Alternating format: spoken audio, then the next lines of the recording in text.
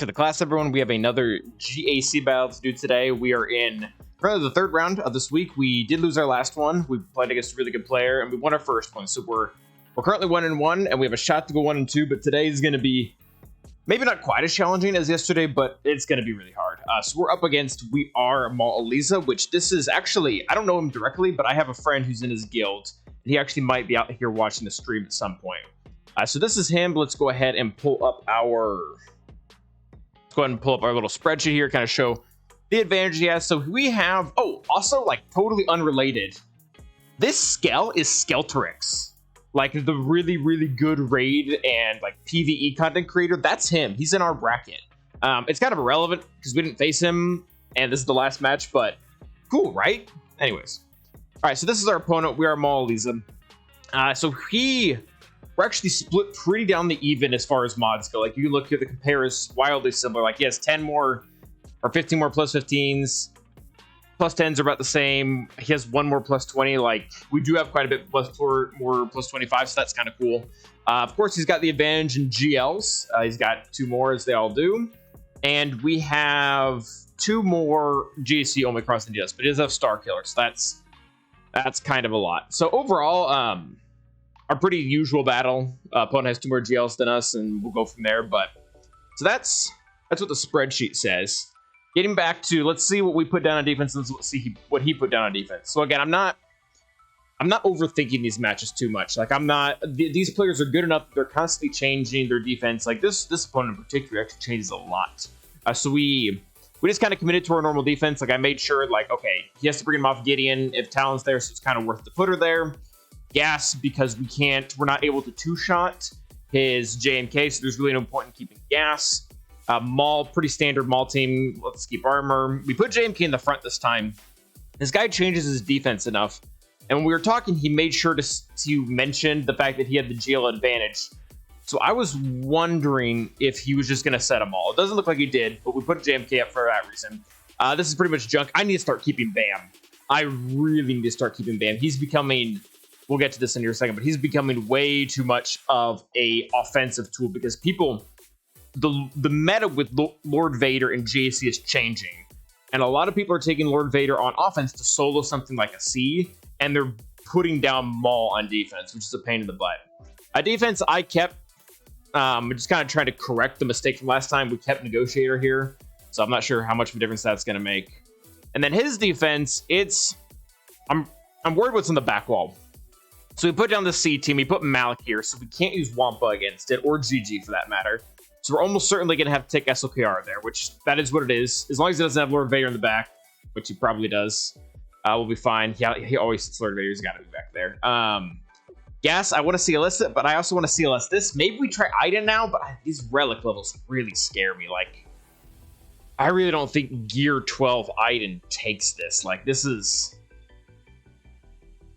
That's gonna hurt. That's full offense. Ugh. Yeah, I don't know. And then JMK, I'm pretty sure we'll be able to JML this without even the super comp, because this comp is pretty bad. No Padme. How fat is Cat, actually? Let's check that out. She's pretty fat, but again, with no Padme in there. Oh, she's super fat. Oh, yeah, but no Padme, so she'll be fine. Yeah, well, let's go ahead and get to the attacks and see how we do.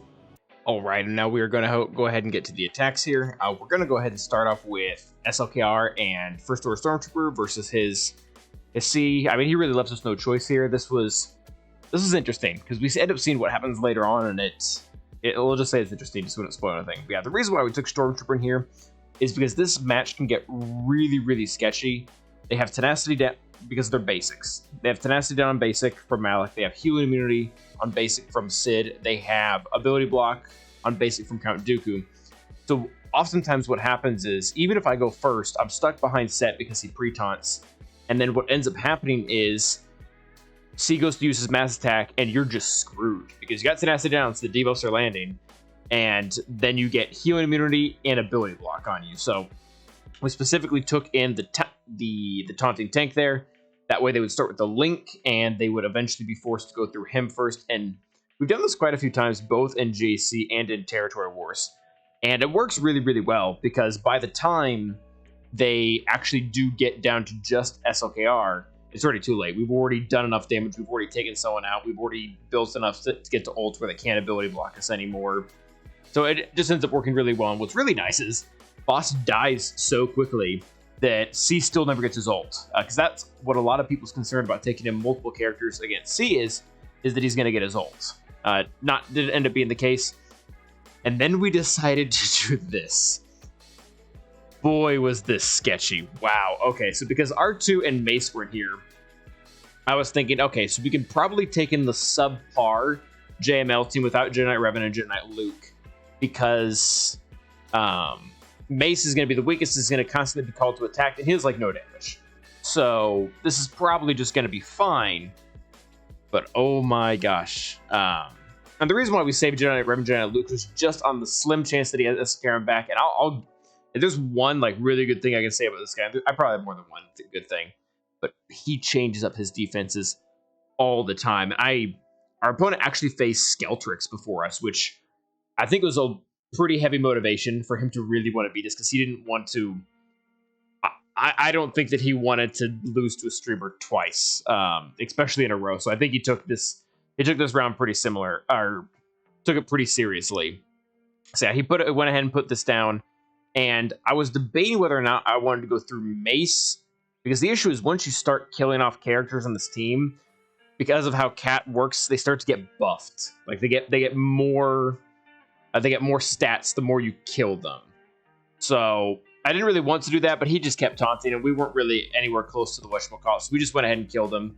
Looking back, I probably shouldn't have done that, because if it was GK, we wouldn't have done that. We would have just waited until we got to ult and then killed Cat. So yeah, now we're stuck behind hitting this really, really fat Cat, and she's even fatter now because we went ahead and gave her a little bit of buffs. We got to her ult, we're calling assists, and then we're just really hoping, praying really, that they do not kill our Jolie, because if they kill our Jolie, this whole match is over. And as you can see, it's not looking good. Not looking good at all. We do end up getting Cat down. They're kind of targeting Jolie and then going after JMY, and then just... Yeah, so now they still have ults. They're still ignoring taunts, so they can still go after Jolie, and Jolie's just barely hanging on there. We get really, really close to killing Ahsoka. She survives, but now they've lost ults. So now they're actually stuck behind this taunt. Except for, of course, JMK, because that's what he does. So now we're just really, really trying to keep them from doing anything to Jolie's about to keel over. Still can't target him. We'll call him to assist to heal him up a little bit. Look at that big hit. Luckily, we have a ton of tenacity, and we get back. We get back to the revive, but I'm still really scared right now, because I don't know if we're going to be able to beat this in time. But there's 1 minute left on the clock, and 3 of them are still alive. And the JML team is great, but they don't really have any stacking offense. This isn't supposed to just go quicker. But at this point, I just clicked auto. I aimed at what's-his-face, clicked auto, and called it good. And then we went ahead and aimed at Ahsoka, and I did the same thing. I didn't want to risk it. I didn't know how long it was going to take to get the 3 of them down. Looking back, I probably should have tried to... Probably didn't need to go on. We still had 45 seconds. Maybe we could have gotten a bait or two back. And now going up against Maul team, and I didn't think of it during the battle, but just how kind of lore accurate this is, like taking in Qui-Gon Jinn, Jedi Anakin versus Maul, because this Maul team was a big pain in the butt. We fought a very similar variation last match where we used Grievous against. It was a pain in the butt. We didn't end up getting it down. Yeah, it wasn't fun. So we're debating right here whether or not to use the big hit, because we have offense down, and they still have Qui-Gon Jinn. Qui-Gon Jinn is still up, so I'm like, I might just use the basic, but we ended up looking up, actually, shout out to, I believe it was Sim, who looked up and made sure that offense down lasts for 2 turns. There's really no point in holding this if it's going to be there for both turns. So we go ahead and eventually just commit to using the AoE, just to see what we can do to get someone down. And, even with offense down, it's a little potent. Maybe not everything we needed to do, but it's pretty darn potent. We kill Bo-Katan, almost kill Watt, do quite a bit of damage, and man, I just love the AI here. This is why I keep telling people, you gotta use Qui-Gon Jinn offense. Every single character here is getting hit, getting beat down, except Qui-Gon. So they're just taking forever to get everyone down. We're able to heal back up here. That equalizes, so that lets Anakin go again. And once again, they just don't do anything, and we end up getting the Jedi Anakin trigger, kill everyone. Beautiful. Absolutely beautiful. I was taking Seals versus Gas. This is pretty standard counter for us at this point. He did have his 5s wasn't modded quite as well as our last opponent, the one from Maul. He had a whole lot of protection and defense on 5s that made it really hard to get him down. This one, not as much. He had actually quite a bit of health. He did have full defenses, but he had a lot of health modding, which made the exposed just eat right through him. And we're able to get through him really easily. We're able to get through Rex really easily. And then we went to hit Arc here just because he was supposed to take a turn. Probably should have hit Echo looking back on it. Because we weren't actually able to kill him. So we didn't get days from anyone, so that's pretty cool. We swapped stances just to get a little bit of extra health protection. Take him out, call it good. 60 banners, good enough. Get to the back wall. Lo and behold, who's waiting for us? SLKR. So really, I was really, really happy with our call. Like, we really did take a calculated risk. Like, is it going to be SLKR or is it going to be Lord Vader? And we got really lucky. It was SLKR. So we still had our perfectly planned counter for this. Works just as well as it always does. We did get slightly bad RNG here, but the ability block did not, or we did, the ability block land on SLKR, we didn't reduce his turn meter. So he ends up getting more turns, you'll see here in a second. He ends up getting more turns than I want him to. And that kind of does some unnecessary stuff. So that was pretty normal. We went ahead and stunned this guy so he doesn't get a lucky call to assist from SLKR. We're able to kill crew. He does that, that's fine. And something I learned here, this is kind of interesting. So we go ahead and take out Faust, ability block him, mark him, fun stuff, you know. I'm debating on who to put this on. But so we have, so our Genetic Revan has Foresight right now, and he always targets Genetic Revan, and we put blind on him. When you do that, both blind, I don't like this, both blind and Foresight are used in the equation. Ultimately, I don't think that would have cost us because Genetic Loom was going to take another turn before that went, so we wouldn't be able to really blind him later on. Just kind of annoying. Like, why is that a thing? Like, why does blind and Foresight get used up? It should be one or the other. Then we have Starkiller here. And our B2 actually got a turn in between Mara Jade, which I don't think typically happens. I don't know. Not quite sure what happened there. And then because it did, we had already shaken up the tenacity down. Our B2 gets to go crazy. So this was really, really, really nice. This counter typically does not go as smooth. It does actually really suck because they get both shock and then the 2-turn stun on Grievous. And then they get daze on our Magna, so we're not able to cleanse. So Grievous is just sitting there. I mean, I guess he's getting Turbier, but I mean, it's a 2-turn stun. Kenobi went to cleanse, kind of fine, whatever. We have enough stacked potency at this point that we can just really take him down very easily. Trying to get target lock on Mara Jade. She is the #1 priority here. She has to go down. If she doesn't go down, she's going to keep calling in Palp, and if she keeps calling in Palp, she's going to keep calling in Starkiller. He's going to get unleashed, and we're going to get trashed. So we do end up getting a huge amount of control from this battle. Aside from GDK's Initial Cleanse, really can't do anything. Everyone's super weak and go after Visas next, just so this doesn't get revived. We got Starkiller down. And yeah, like, I think this is the first time, like, we've used this for success. I think all 3 times we've used it. But it's never been this good banners. It's never been everyone sitting at full health. So cool. Yeah, really, really, really happy with this. Some of these counters are new, but some of them just worked better than other times. This is weird. So we're using SEE against Ray here, and she's huge amount of offense, like 13,000 offense if I remember correctly, or at least close to it. So we have armor and we have Watt. We just kind of bite the bullet here. So, and we take in Zombie and Daka just in case, because I didn't really want to take in 2 other tanks. And, well, I didn't really have 2 other tanks to take in. Like, we have an R3 Royal Guard, who's pretty cool.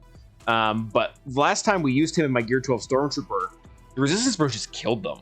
You can see, though, that this didn't work out that great, because they were able to remove the taunt, and they killed armor. So that sucked. So we pretty much, at this point in the game, we pretty much think we brought her in for nothing. But then she gets revived, and this is bull crap. I had to say something about this. Why did my armor lose her blue stacks of Beskar? Like, hated that. I was not a big fan of that. We actually got to her ult super quick, though. Like, pretty much everyone else is still standing. We go ahead and throw 15% max health is pretty cool for a Galactic Legend, even without the protection recovery. So we go ahead and slap that bad boy on. And then we go ahead and zap Ray, whack, got rid of her. So we can't get human immunity. So at this point, it's basically a win.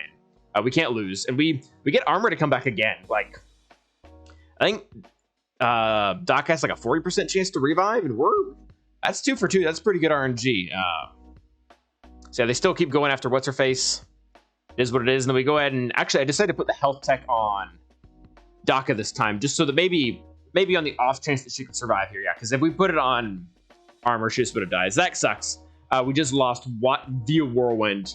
So she's not... So Watt's never coming back. So that was a bummer. We're just trying to focus on 3PO so that the Link characters don't go away. We'll zap on him. And Daka is tanking.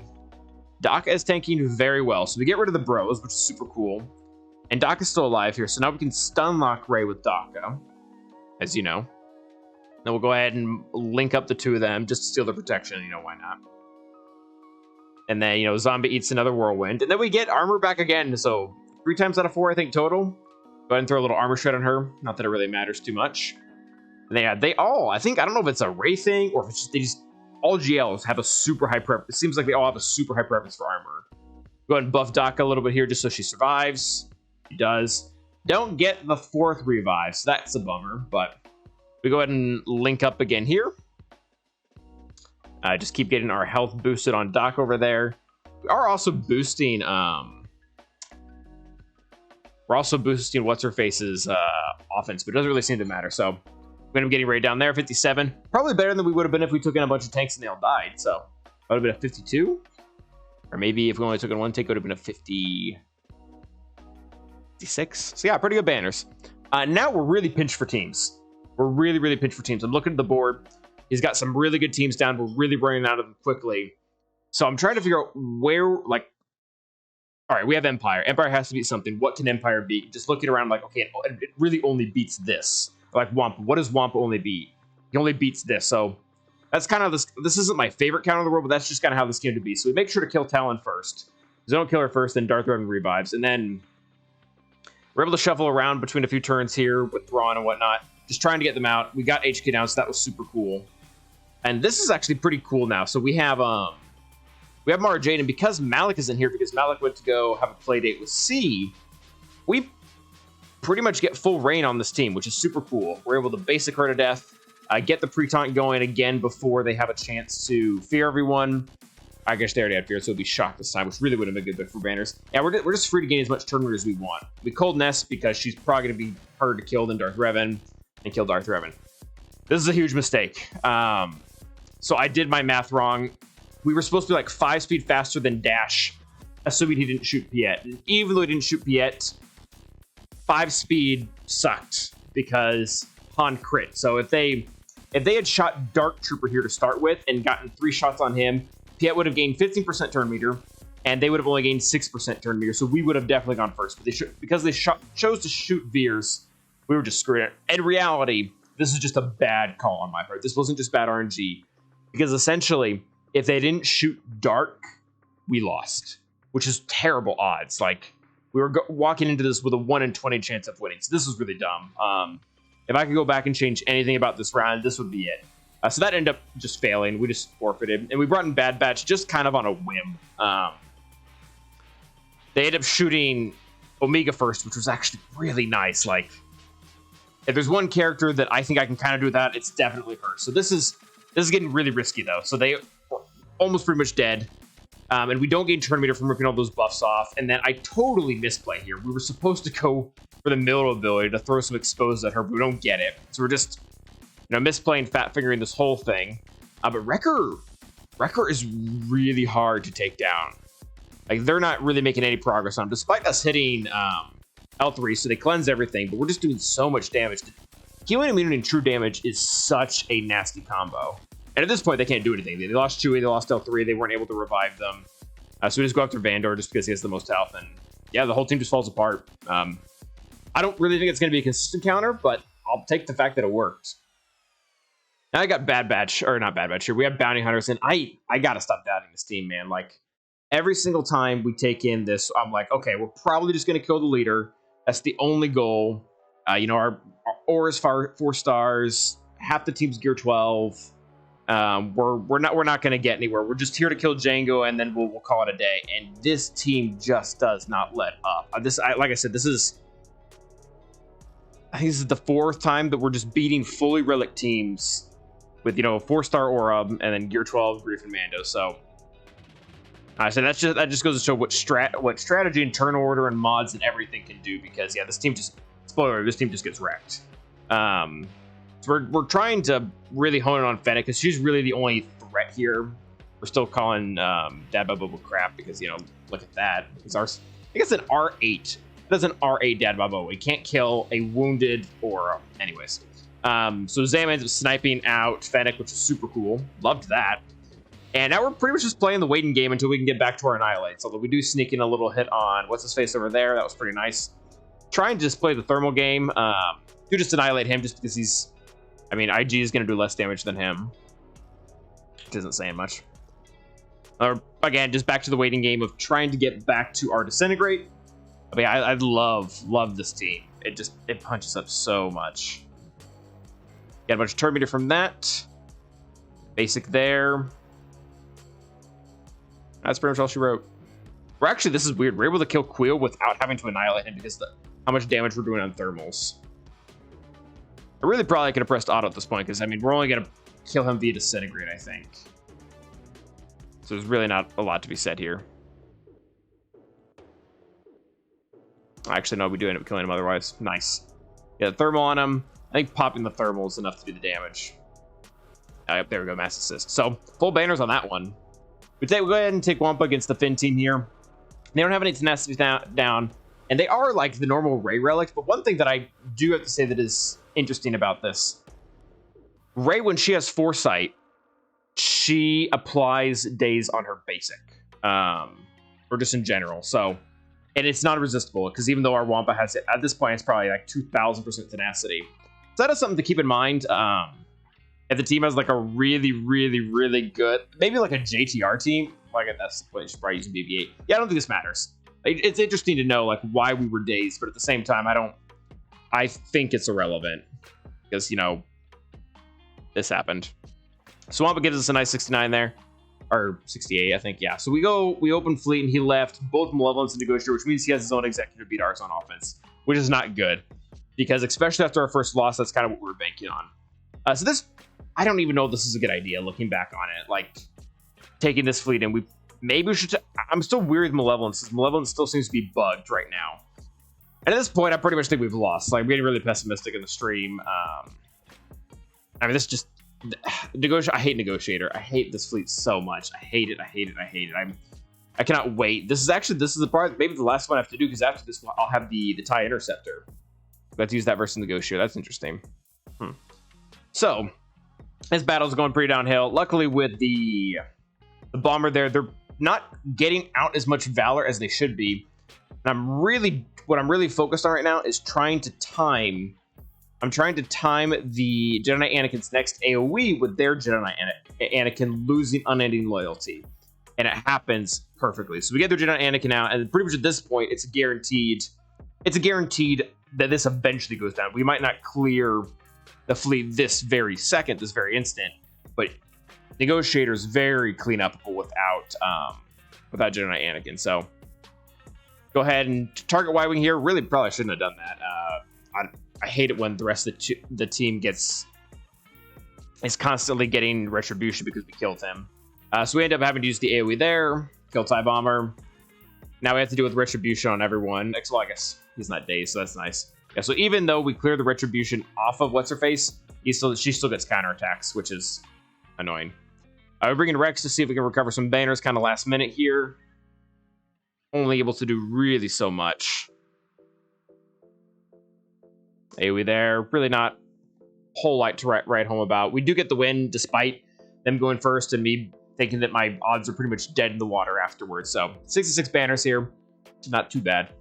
I'll go ahead and take in the Malevolence for the mirror. And this one, so it seems that they messed with something with the buzz droids, but at the same time, they were getting all the assists. So I don't know if I'm missing something here, if we just keep magically getting really bad RNG.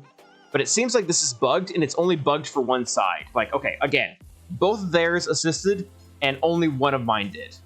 It only seems to be the ally side. So again, they only assisted once. Our opponent got both the assists on it then. Every single time theirs are assisting, and every single time up until this point, ours are not. Yeah, again, every single time. So they got our hyena down way faster because we're not assisting ever, which is super annoying.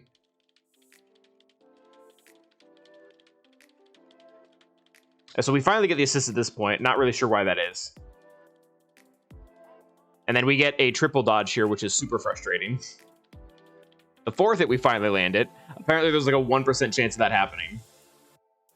At this point we bring in, I want to bring in what's his face soldier, just so that we have someone else alive, so that, because otherwise if Spy gets nuked, we're done. This is dumb too. Like, we targeted the wrong vulture droid.